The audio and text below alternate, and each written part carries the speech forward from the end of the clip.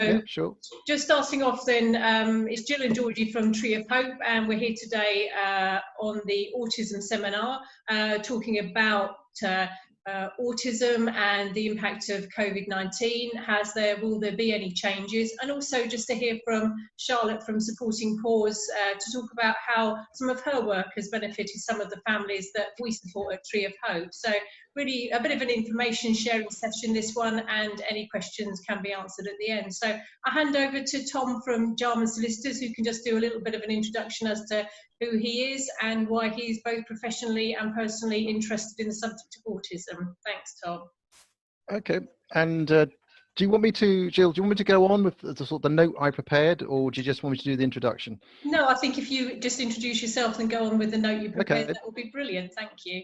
Okay, right, it is rather a long note, but hopefully you've all got a cup of tea or something.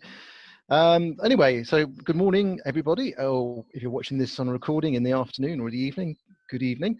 As I've just been introduced, I am a solicitor with Jarman's in Sittingbourne in Kent, and since the lockdown, I've been working remotely.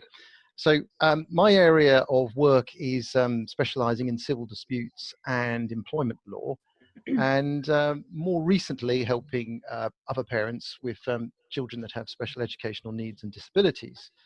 I sort of fell into, I suppose, SEND 3-4 years ago. Didn't know anything about it, like most of the population. But I have 3 children: Amelia, who is 16, and Harry, who is 15, and George, who is age 12. And originally they were diagnosed, the 2 boys were diagnosed as borderline autistic. And at the time I just thought, well, so what, you know, borderline autistic, they'll just be a bit quirky, nothing to worry about. And that was the biggest mistake probably I made, because as I later found out as the years went past, getting the diagnosis right is absolutely vital, because without it, they will push through mainstream school. And then eventually all hell broke loose in May 2017. Harry had just started at secondary school.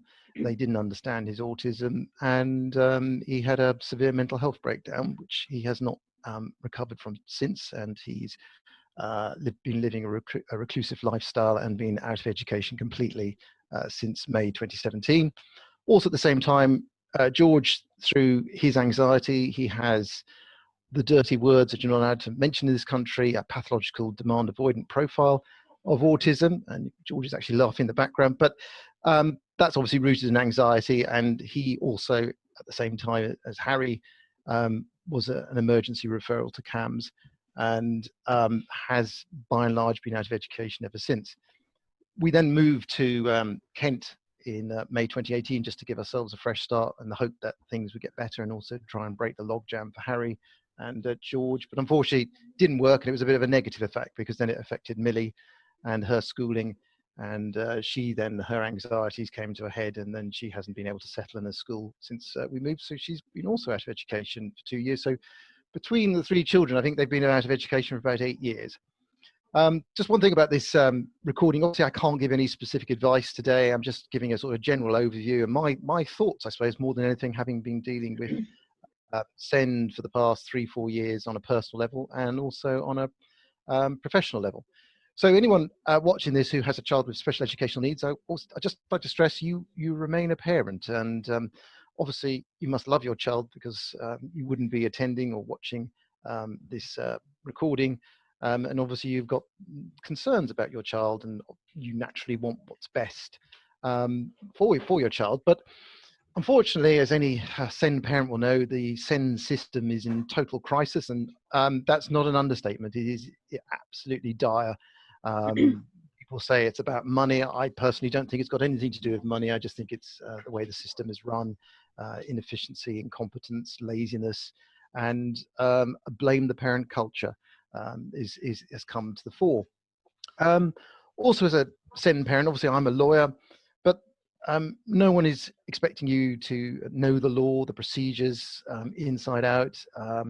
Yeah, I mean, the people you're actually dealing with at local authorities or CAMHS probably don't know the law themselves.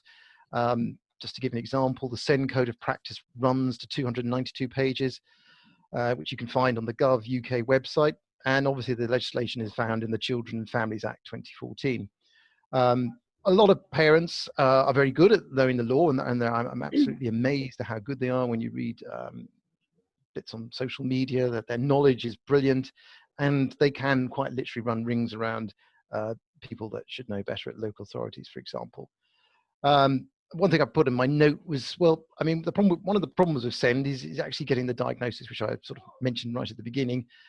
Physical illnesses and diagnosis and treatment are in comparison easy. I mean, if you have a child that has a physical illness, you take it to the doctor, or you go to A&E or whatever, and the doctor makes a diagnosis, and then there's a form of treatment. But with SEND, the initial approach always seems to be, well, certainly with me, is blame the parents. The parents have done something wrong. They don't know how to raise their children, and that is absolute nonsense. And I've been a victim of blame the parents approach. And just going back to Harry, before his breakdown in May 2017, he had 100% attendance at school. I was very proud of that. And now he's gone from 100% to 0 attendance. So I don't think it's something that either myself or my wife have actually done. Have suddenly overnight become bad parents. And obviously we love our kids and do everything that we can.